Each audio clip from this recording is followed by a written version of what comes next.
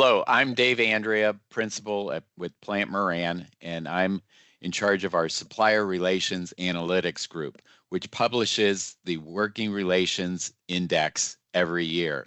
We recently released our 2024 study through the SAA Purchasing Summit, and I want to just take a few minutes to recap the highlights of our study this year. The WRI Supplier Relationship Survey is a comprehensive survey to quantify the commercial relationships between the vehicle manufacturers and their suppliers. It covers communication, reduction of barriers and friction, looks at the OEM's assistance programs, calculates mutual profit opportunities between the two parties. It really gets down to the trust and measuring trust between the vehicle manufacturers and the suppliers. The study is comprehensive and it's representative of the supply base. This year we had 697 individual responses from the supplier executives, and they represented 429 unique suppliers. 69 of those suppliers were in the top 100. The way we calculate all of the stats, though, are on buying situations. So even though it's one supplier, they may have 4 relationships or more even sometimes with any one of the vehicle manufacturers. Those are individual buying situations. So the numbers are calculated over 2,200 buying situations. This slide shows the results of this year's study and goes back actually to 2012 and shows the trends of the 6 OEMs. The ranking order of the OEMs remained the same this year. Toyota was on top, followed by Honda, General Motors, Nissan, Ford, and then Stellantis. Ford was the outlier, dropping 22 points. The other 5 OEMs did increase their ratings with 2 standouts. One was Toyota, the other was Nissan, which both increased their numbers by 30 points. And they're for different reasons. Primarily with Toyota, it was on the buyer characteristics side that pushed their numbers higher. With Nissan, it was more on the business practices side that increased their numbers. Now, why this study is important? It's important right now because one of the things it does measure is trust in a standardized way that you can track that year over year, and the suppliers can also track it OEM to OEM. And what we mean by trust is this. It comes down to 3 simple but very complex factors. First is realistic expectations. Second is accountability. And third is information sharing. And why trust is so much more important in this transitional period in the industry is if you think about expectations and realistic expectations with the new EV programs that are coming through.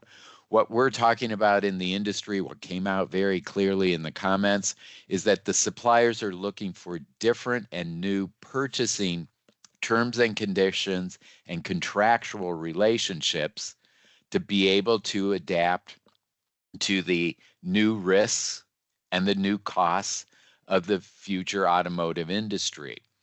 And we show here, looking at expectations, how can the industry change around its expectation of having full capacity from the supply base at job one when the future volumes really are not known, or thinking about accountability. And this is where fairness really comes out, where the suppliers are looking for a fair shake, not win all the time or lose all the time, but sharing equitably the risks and the costs across the industry. And then finally, information sharing. And that's one thing that really came out in this year's survey is the industry is focusing really hard on the tactical issues, the day-to-day issues, but we have to focus more on communication and particularly where do the suppliers fit in the OEM strategies going forward.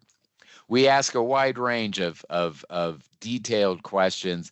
This one is a question that we ask just simply for the suppliers to rate how well they think their OEM customers' purchasing organization is staffed to source the required first generation EV product that we'll be launching over the next 5 years.